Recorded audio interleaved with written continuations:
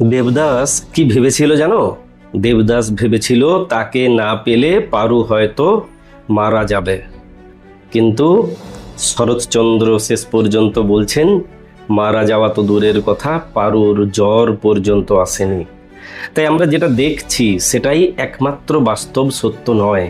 আমরা খুব সহজে ওকে বেঈমান বিশ্বাসঘাতক বলে আখ্যা দিচ্ছি, কিন্তু কখনো ভেবে দেখেছো বেঈমানিটা ও তোমার সঙ্গে করেছে নাকি তুমি নিজের সঙ্গে করেছো? একবার ঠান্ডা মাথায় ভেবে দেখবে, আসলেই বেঈমানি আমরা নিজেরা নিজেদের সঙ্গে করি। সব কিছু জানার পরেও আমরা নিজেরা নিজেদেরকে ঠকানোর সুযোগ অন্যকে দিয়ে থাকি। আমরা যদি নিজেরা নিজেদেরকে ঠকানোর সুযোগ না দিই, কেউ, নট এ সিঙ্গেল পারসন, কেউ আমাদেরকে ঠকাতে পারে না, কেউ আমাদের সঙ্গে বেঈমানি বিশ্বাসঘাতকতা করতে পারে না। আমরা নিজেরা নিজেদের ইমোশন নিয়ে অন্যকে খেলার সুযোগ করে দিই। আমি বলেছি না, এই পৃথিবীটা একটা খেলার মাঠ।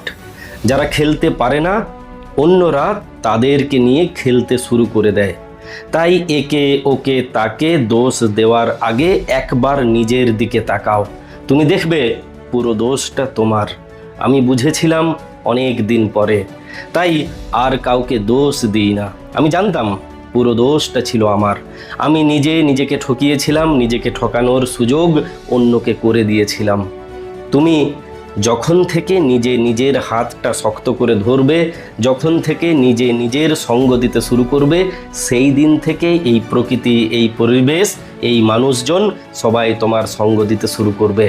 যতদিন পর্যন্ত তুমি নিজেকে ইগনোর করবে, নিজেকে ঠকাবে, নিজের ইমোশন নিয়ে খেলবে, ততদিন পর্যন্ত তোমাকে নিয়ে সবাই খেলে যাবে। এটা বাস্তবতা। তুমি মানলেও এটা বাস্তব, তুমি না মানলেও এটাই বাস্তব। তোমার সঙ্গ এই প্রকৃতি পরিবেশও দেবে না। ল অফ অ্যাট্রাকশন অনুযায়ী এই প্রকৃতি, এই পরিবেশ তাদের সঙ্গ দেয় যারা নিজেরা নিজেদের সঙ্গ দেয়। তুমি নিজের হাতটা শক্ত করে ধরো, দেখো দিন বদলে যাবে, দুনিয়া বদলে যাবে।